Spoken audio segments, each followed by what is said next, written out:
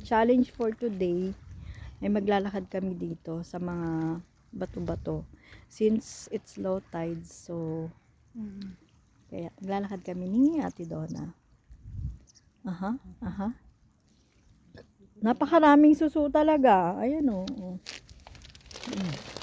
Nakikita nyo ba? Di ba? That's what friends are for. Magkakasama sila. Tara na. Mag-start na tayo ng walking kasi sobrang mababa to. Dito.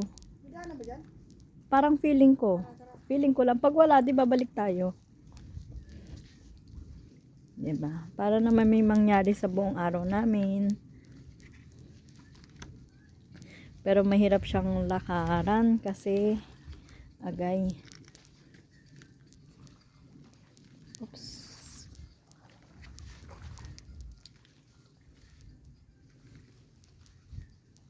Diba? Dito kami ngayon sa bato-bato.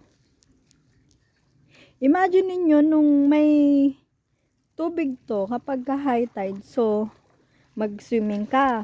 Ganito yung matatapakan mo habang naliligo.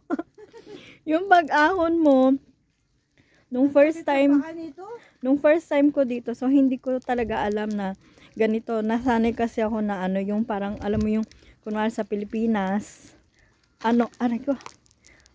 buhangin talaga. Sa Dubai, nag-swimming din ako doon, buhangin din. Yung fine na buhangin talaga. Aba, paglubog ko, hindi ko naman alam na ganito pala yung mga batong tatapakan ko. Wala man akong, ano bang tawag din sapatos na pang swimming. Wala man akong ganon. So, nagsugat-sugat talaga yung paa ko. Umahon ako. Diba? Pag first time mo talaga, tanga lang.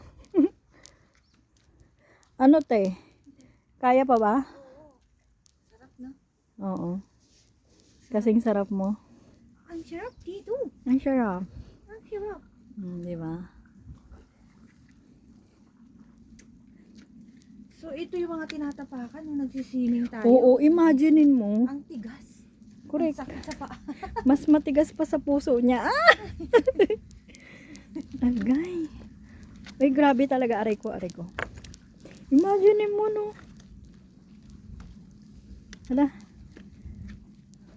Sige. Gusto mo to eh. Pa-challenge ka pang nalalaman. Kailangan makapunta tayo dun ate, oh. Oo, meron pala ditong patag. Ano lang, careful lang kasi matatalas talaga yung... Oo. Ay, hindi mo man, pinutol mo man yung challenge. Dito nga tayo dapat dadaan. Ang hirap. Hanggang doon. Sakit sa paa. Hanggat hindi ako masusugatan, hindi ako susuko. Charot. Ay, sarap. Kailangan masugatan. Di ba picture naman? Ay, sige. Wait lang guys. Charot.